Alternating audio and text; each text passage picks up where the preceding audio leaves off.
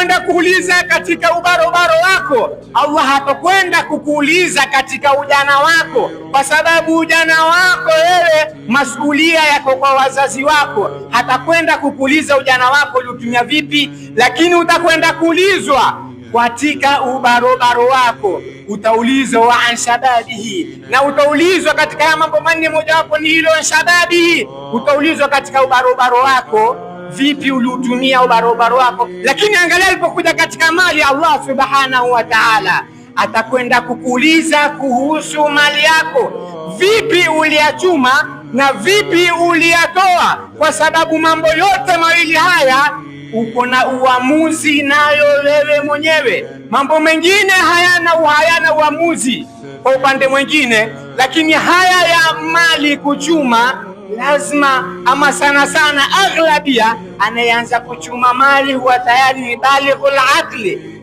ni mtu ambaye kwamba sasa amekalifiwa na sheria ya Allah subhanahu wa ta'ala. Kwa hivyo mali ambayo kwamba tunayo yatumia, Allah atakwenda kutuuliza wa malihi, vipi uliyachuma, vipi uliyatoa. Kwa hivyo mwanadamu ama binadamu mwenye akili yake akisha kusikia maneno kama haya, automatically ama lazima atajibidisha atefute cha halali, na aende akajaribu kile cha halali alikipata, aende akitoe katika njia nzuri. Na hakuna njia nzuri ya kutoa kama kusaidia kuchangia msikiti. Kunatakaniwa sola, tuambiwa ya jamaa, Ijumaa ya 3 leo, alhamdulillah tumefikiwa kuanzia lianze jambo kama hili.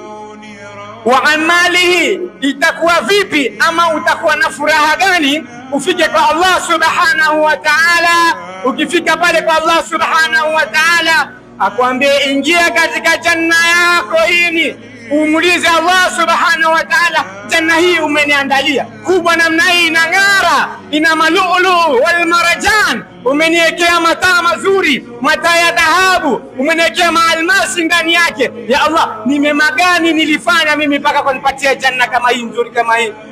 Allah subhanahu wa ta'ala akwambie, wakumbuka ulikwenda kunichangia mimi, ama ulikwenda kutoa sadaka yako katika Baitullah, ulitoa katika baiti ya Allah ambaye kwamba ni mimi Allah subhanahu wa ta'ala, ukenda ukatoa kichache kile, ukasema hii mimi nimetoa kwa ajili ya Allah subhanahu wa ta'ala, ili nenda nikapate janna ya Allah subhanahu wa ta'ala. Allah subhanahu wa ta'ala atakwambia kile kichache